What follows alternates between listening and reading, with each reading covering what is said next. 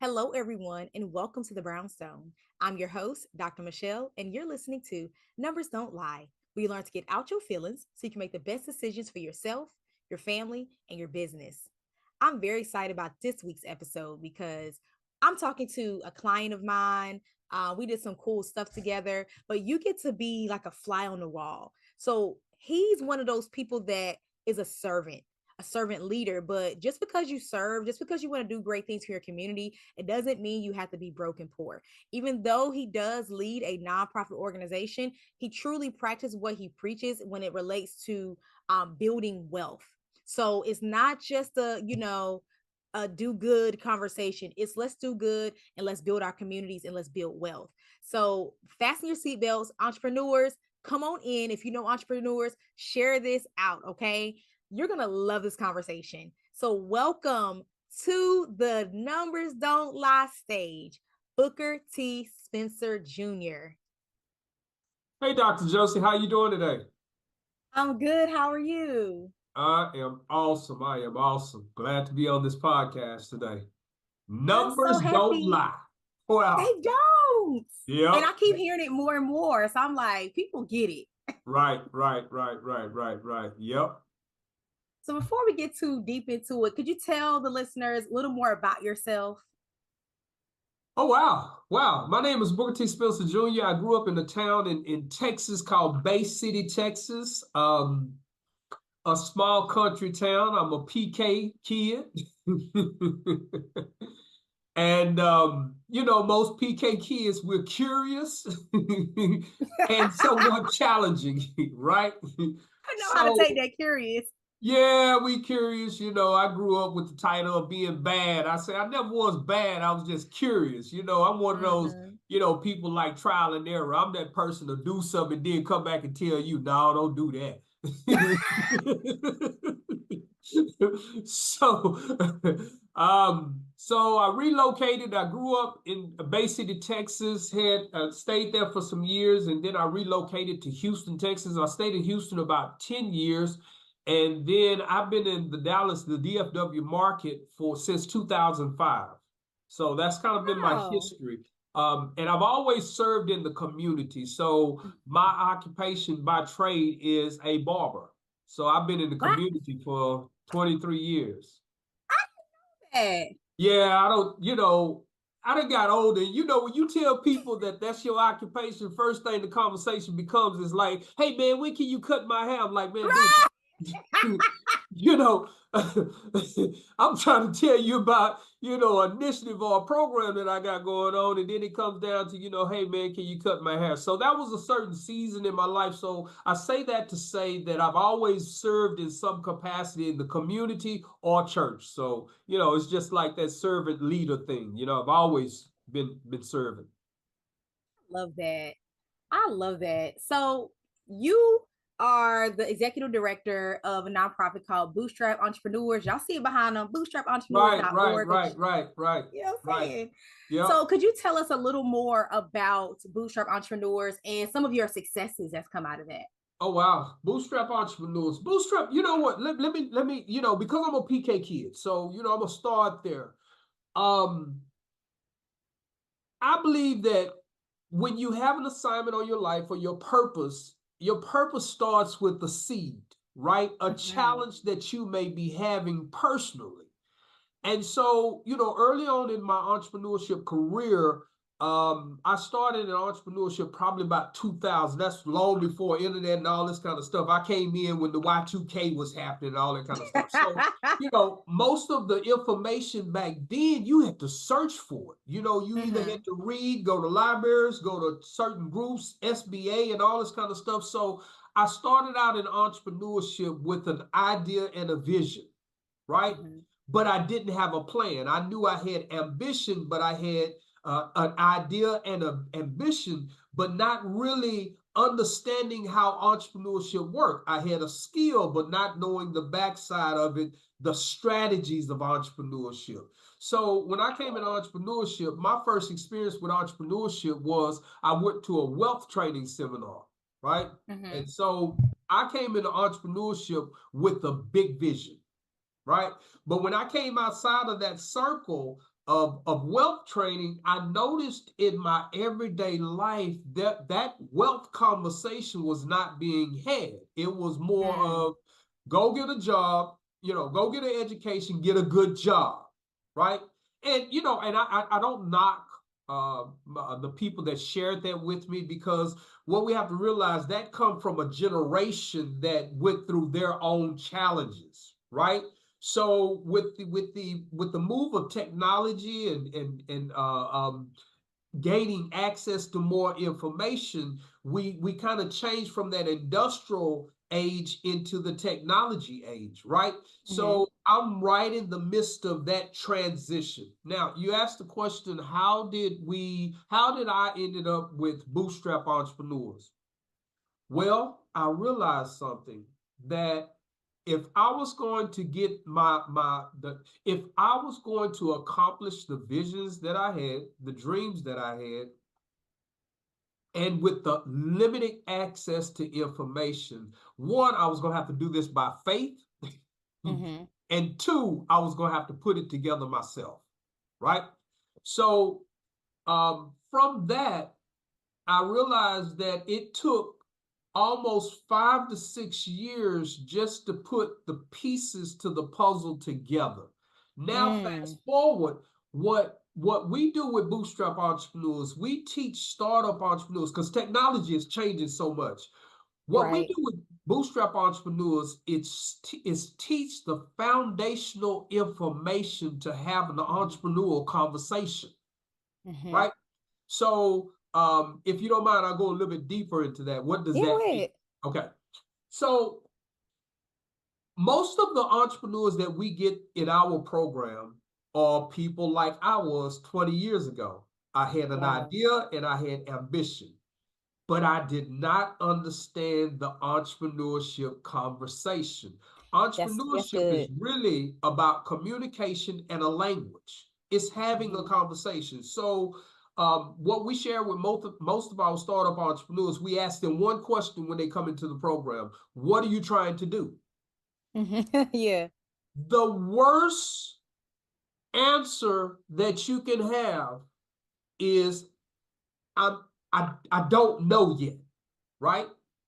Mm. Because check this out. I'm gonna give you a situation. Okay, I'm gonna give you a situation, and how we try to prepare our startup entrepreneurs about the language of entrepreneurship and the conversation. You could be in the midst. You could be at Starbucks. You could be in the midst of maybe 20 people in the room, and you just happen to run into a multimillionaire, right? And this is your day to get blessed by this multimillionaire, right? Amen. This is your day to get blessed, right?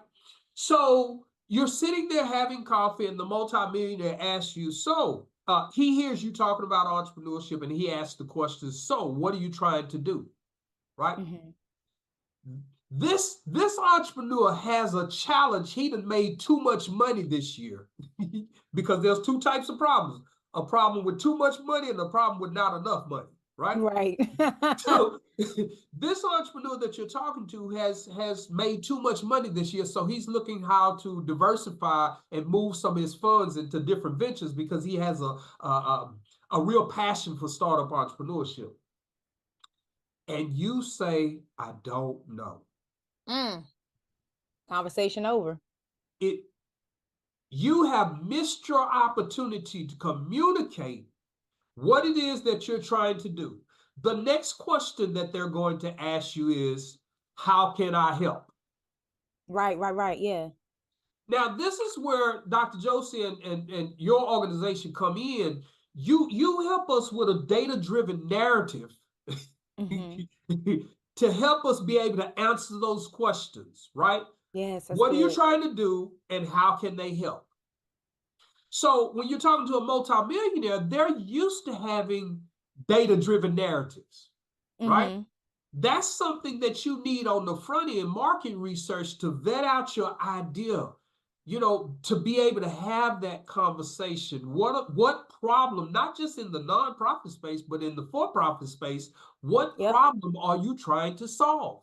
Who Yep. even cares, right? Is it a problem? Yes, is it a problem? Right? So what we help startup entrepreneurs do is gain clarity of what they're trying to do. Is this a viable business model? That's good. We try to teach them that you'll hear a whole lot when startup entrepreneurship about, you need a plan, you need a plan, you need a plan, right? You need a business plan, you need a business plan. No, you need a business model. The Yeah. business model will create the plan. So we take a different approach. We teach startup entrepreneurs about the 9 components of a business model. So when they have that conversation, yeah, I love The the business business model model. canvas. You know it, you know it, you know it, you know it. So what's so uniquely what's so good about the business model canvas is teaches you the 9 components. So when you come in contact with a Dr. Josie, you know exactly where you are in your business model. So you're not having a cost structure conversation really when you need a customer relations conversation, or Yeah. you may need a revenue model, or you just don't even have your value proposition together, you know? So those are some of the things that we work with startup entrepreneurs. And lastly, let me say this. One of the most key one of the most key concepts when working with startup entrepreneurs is knowing what type of startup you're building. Every startup is not the same. You may be in a lifestyle startup. You may be in a small business startup. You may be a scalable startup. So it's getting the language correct on the front end so you can have you can hit your milestones while you're going through that first 3-year learning curve, right? You can expedite your process just by getting the language right. Did you know that data-driven organizations were 19 times more profitable? 19. You heard me right. Perhaps you're asking, what is data-driven and how do I become one of those organizations? I'm so glad you asked. I want you to go take a quiz. It's a simple, quick quiz to help you assess if you are in fact one of those organizations. Head over to mogulbeginnings.com/data into dollars quiz now. That's mogulbeginnings.com. You can just go to mogulbeginnings.com and it'll show you the Data into Dollars quiz. Take it now. You'll see if you're on your way to 19xing your profitability. You're listening to Numbers Don't Lie on KCCR Cityscape. We hope you're enjoying the tunes and all the jams. Make sure you visit our website over at brownstoneworldwide.com to learn about all things Brownstone. You can check out Brownstone Living Magazine and all the great things that we have on the website, as well as the shop. You just got to head over to the website, brownstoneworldwide.com. No, that was really good because I talk to entrepreneurs every day. I mean, I'm surrounded by them. I'm one myself. And especially those that are in like I'll say the nerdy space, like me, where maybe it's data or tech or something that's that requires a lot of brain power, that's a specialized skill. A lot of times we want to go into business, but we have a hard time having that conversation. I know that's across the board, but it's even tougher for people in my space because it's like, how do I even take all this up here and even package it up into words that someone else can, that they would want to buy what I have. So I love what you're doing. It's critical because if we don't figure out that stuff at the front end, we're gonna keep struggling through. Oh, I'm not making any sales because that's people don't know what you do. They don't know what you're selling. You're not talking to the right people. It's so many layers on top of that. So I'm glad that you're helping with those foundational levels. Yeah. So go ahead. We talk about, there's 2 sides to this. All right. And I'll share with where you are, why you're so important to the whole ecosystem, right? So there's 2 sides. There's a technical and then there's tactical, right? Tactical, how you move, technical, what you do, right? So you are still an entrepreneur, but you're in the business support services. So you're key. I'm the person that's out here, doing the whole business model, but some people may not be in the technical side. They're on the tactical side. That's the perfect marriage, right? Right. Yeah. You need both. So I need someone in business support services like yourself to help me with market research because I'm out trying to generate a dollar, not data research. That's real. And I love that you said that because especially when you're a solopreneur, you have a very small team. it Right. is very tempting. Well, sometimes you have to do it all.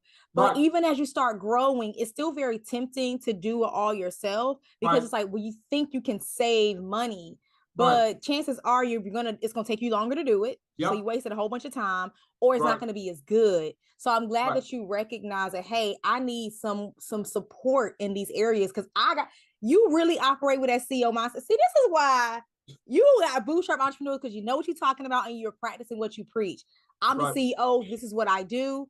I'm Right. gonna position other people. Go ahead on Booker Right, T. right, right. So now I've always approached. Now you know what? Let me say this to you, Dr. Josie. I was having a conversation. I was pursuing a young man for a board member position, Mm-hmm. and yesterday, this is about the data driven story that you've given us. You've helped us to articulate better, right? Working with your organization is just like, man, I'll be like, man, I got my market research. I wish you would. You can verify the facts. This is a chief data scientist. Yeah, but I'm blowing it up.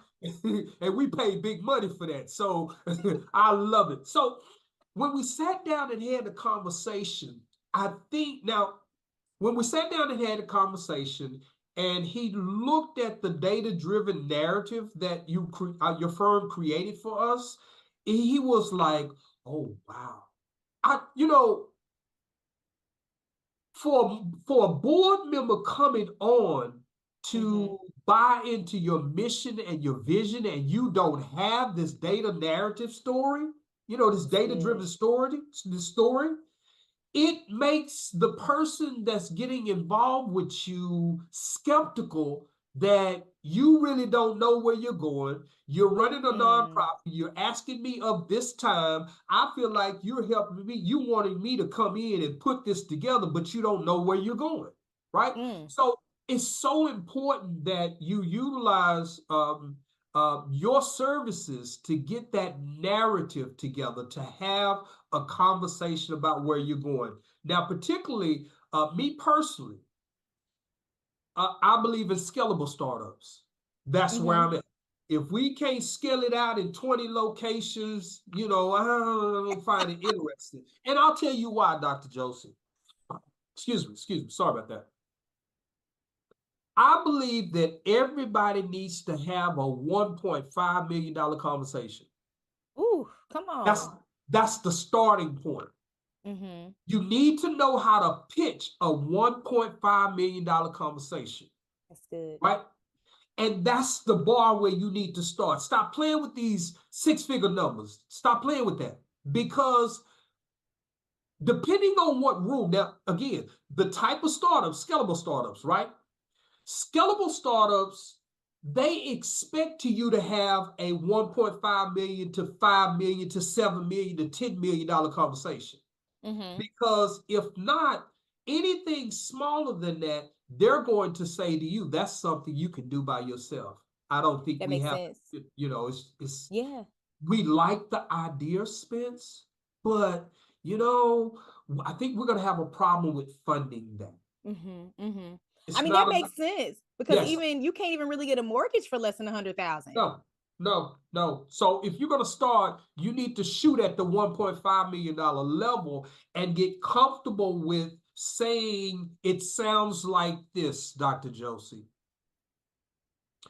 Mr. Spencer, what industry you're in? We're in X, Y, and Z industry. We're looking to have in 5 years, we're looking to build this company to have a certified valuation of 6.5 million with the ability to scale in the next 3 years, right? Yes. So you want to have the conversation about where you are, but where are you projected to be in 5 years? That's Put that good. in the conversation, Mm-hmm. Mm-hmm. because by putting that in the conversation, the person that's co-laboring with you that possibly want to fund you says, okay, this person gets it, Mm-hmm. right? That's good. Certified valuation of XYZ in 3 years. That's good. Because it's like you're allowing the person to hear your vision. Like they see, okay, this is not a whim. Right. This is not something they're just doing because it's popular. Right. This is they have a vision and they're going to see it through. So this seems like you can be taken more seriously. So I understand now. Because before it's just like, oh, I'm just throwing out numbers, or how do I No. know? We don't know. Nothing is guaranteed. But what's the vision and what are you doing to bring that vision to light? So I love that. So you really, we like I say, we teach entrepreneurs not just the look. We got to get out of that stuck conversation of startup, Yeah. right? We like to use the technique reverse engineering. Where do you want to be? So you need Mm-hmm. to look at starting a company, growing a company, and selling a company. That's What good. does the exit strategy look like? That's a conversation that Yes. not enough entrepreneurs are having. No. Because there's no, okay, let me make sure I say this. All right. It's not talked about in our community Right. because of what we seen in our community is in our communities is Robert Earl had a chicken shack for the last 20 years. When he died, the chicken shack went away. Yep. He didn't have a scale conversation because that chicken shack was never set up to be scaled. It was only set Right. up to feed the family. Yep. That's good. That's good. Is that making sense? Mm-hmm. So characterized by the characterization of a small businesses are businesses that are set up. You see the foreigners do it all the time. They actually choose businesses that are small businesses is only designed to feed the family and put their kids through college. Mm-hmm. They said That's good. they come into startup entrepreneurship, they come into entrepreneurship with that idea. They choose specific businesses that do XYZ. Mm-hmm. Now, when it comes to our community, it's almost like it's like the data that you prepared for us, right? The whole access to capital for Black and brown people. Mm-hmm. With that data that you provided us, the piece that's missing, we are not building businesses to buy assets. That conversation is so new to a lot of business owners because it was one I literally just heard this more recently, like maybe even this morning, and I even put it in your narrative that business owners are 12 times more Yep. wealthier. So Yep. it's just like, well, why? Because it's not just that you're generating money, because people can make money every day. Like a lot of times, making money is not hard for a lot of people. You can go make money, you can hustle it, you can do whatever. You can hustle your way to 100,000. You can even hustle your way to 1 million. I know people that they started something, they started at the right time, $1 million. But that doesn't mean you're wealthy. It means you're strategically buying assets. So I love that conversation. Are you having these conversations with your people? Dr. Josie, hold on. Dr. Josie, it's finna get good. Dr. Josie, um, I'm I'm a little bit older, okay? Not throwing See that it out there, then. but I'm let's just put it out there. Okay, just a little bit older. Listen, Dr. Josie, most CEOs and in upper leadership, people that we read about, they do not have a money conversation. If you say the word money, they're going to shut down Mm, because you have just exposed the level of your understanding by using that word. wow. You have to use the word capital. Mm, that's a nugget. There's money, there's capital, and then there's wealth. Mm-hmm. We use the word wealth in a loose term, but here's the business model structure for wealth. Your first company that you're building, what we're teaching people is about the LLC. That's your operating company. That's it. Mm-hmm. It is not designed for you to become a multimillionaire. It is a business management company. It pays you a salary, it pays expenses, it has a profit, it has those components to it. Now, Mm-hmm. now I'm gonna kind of roll it out for, if you don't mind, Dr. Joseph, can I? Go ahead. Go ahead. Okay, okay, Yeah, you got a little time. okay, real quick. With that $1.5 million conversation, right? We start the operating company. The goal is to generate 1.5 million in revenue, right? Mm-hmm. But you had a profit of this year of 400,000. The operating company is the operating company. The 400,000 goes into your second company, which is the investment company. Come on. Hold on, let me pause because I think this is a good time for all those entrepreneurs, if you know entrepreneurs, right. because Booker T is legit giving you so many bars and gems here. I need you to make sure you share this out. Go to brownstoneworldwide.com/BWTV to make sure people hear this that are in the entrepreneurial space. These are not conversations that are happening No, in all no, entrepreneurial circles. You may no, never meet Booker T again, and you no. may never hear a conversation like that for another few years. Yeah. Share this out. Go ahead. Yeah. Sorry. So the investment company, the second company, is designed to only buy income producing assets. That's good. This is the piece about the wealth thing that you're saying, why are blacks being denied access to capital? Is because they don't have a plan for the investment company. Their conversation is only about an operating company making $1 million with their operating company. But once you make $1 million, what are you going to do? All right, the second company is the investment company. The investment company buys income producing assets that your third company, which is the holding company, owns. That's good. The third company is your bank. So when the scripture tells us about being the head and not the tail, being the borrower, not being the lender and not the borrower, what does the structure look like? Operating company, investment company, holding company. That's now good. You don't need to go to the bank because the holding company has the assets that you borrow against yourself and pay it back. Company number one borrows from the holding company and pays it back. Come on. Listen, Booker T. I'm sorry. I dropped so much. Look. Okay, I'm sorry. Okay. No. It's good. I just, guys, when we do these, I do my podcast, I never know how it's gonna go. But Booker T, he pretty much answered everything I was gonna ask him. He talked about the power of this data-driven narrative that I delivered to his organization. And I had even had limited thinking about that. I was just thinking about your conversation with lenders and other and stakeholders and partners. But you're like, no, I even showed this to my board members. Like everybody, it goes back to what me and my guest talked about a couple of weeks ago. Everybody needs to be on the same page. This is what we're doing. This is what we're establishing here. This is what we're trying to change. So it's not a me, it's a we. So I love that you're using it. I love that you sprinkled it throughout this conversation and you educated my people at the same time. Because see, you got to tell the people where to find you because they're going to want to know more. Okay, so I'll tell you where to find me. We're doing a building wealth through entrepreneurship series right now. So this is part of that series. Now, we have an initiative. Bootstrap Entrepreneurs has an initiative right now called the Texas1000project.org. So it's Texas1000project.org. And what we're aiming to do is create a 1,000 new startup entrepreneurs by first quarter 2028. So we got a big vision, big mission. We need your support. We need your help. We need your donation. I know that's right. Go on over to Texas1000project.org. Connect with Booker T. Spencer Jr. on LinkedIn because you may have more questions or you may want to ask more about his organizations. Absolutely. It's so much, y'all. So you definitely got to get a closer conversation and connection with him. And thank you guys for listening in. I'm your host, Dr. Michele. You listen to Numbers Don't Lie on KCCR Cityscape.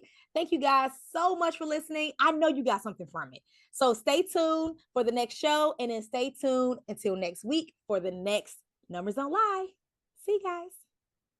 Mogul Beginnings Data Consulting helps nonprofits and small businesses strategize, optimize, and scale by unleashing the power of their data. So if you're ready for your data to be unleashed to help your business tell beautiful stories, connect today by logging on to mogulbeginnings.com. That's